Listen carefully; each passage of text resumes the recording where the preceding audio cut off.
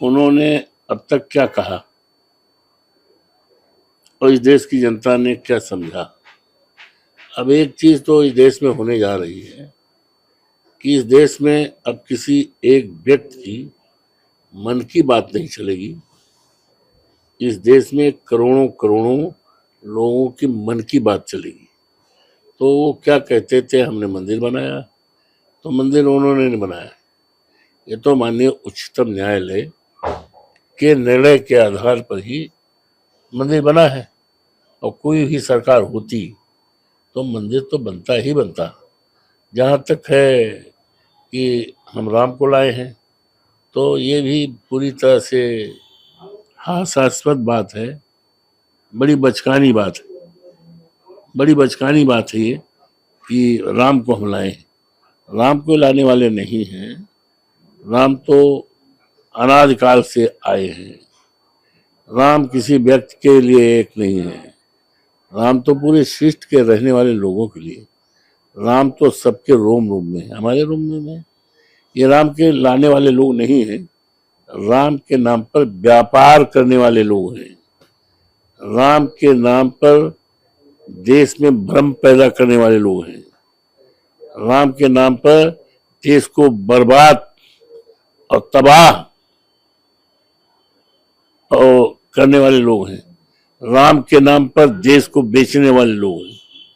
इसकी कलई सब खुल गई, अब कुछ बचा नहीं है। कहीं ना कहीं और इनकी शुरुआत है, भारतीय जनता पार्टी के पतन की शुरुआत अयोध्या से हुई है। अयोध्या वो धरती है जहाँ पर मर्यादा पुरुषोत्तम राम की मर्यादाएं चली हैं। उनकी मर्यादाओं को उन्होंने विखंडित करने का काम किया है। तुलसीदास ने कहा है कि राम के राज में क्या होगा, कैसा भाव होगा, दैहिक दैहिक दैविक भौतिक तापा, राम राज काहू न व्यापा। उस राम राज के इन्होंने विखंडित कर दिया है।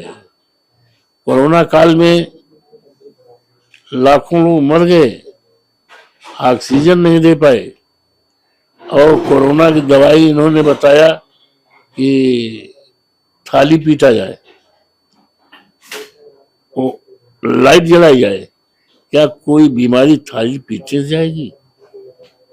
ये तो बचकाना बात है, ना समझ की बात है। इसका इनको परिणाम सब मिल, कोई एक दो कारण नहीं है इनके। हमारी जीत का कई कारण है।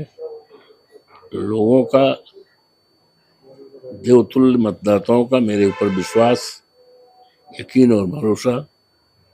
और 10 साल में जो सांसद रहे, कहीं गए नहीं, कोई काम किया नहीं, जनता को कोई सुनवाई नहीं की, किसी अवसर इस बात नहीं किया। और लोकसभा अयोध्या फैजाबाद 54 लोकसभा 10 साल तक गूंगा बहरा रहा।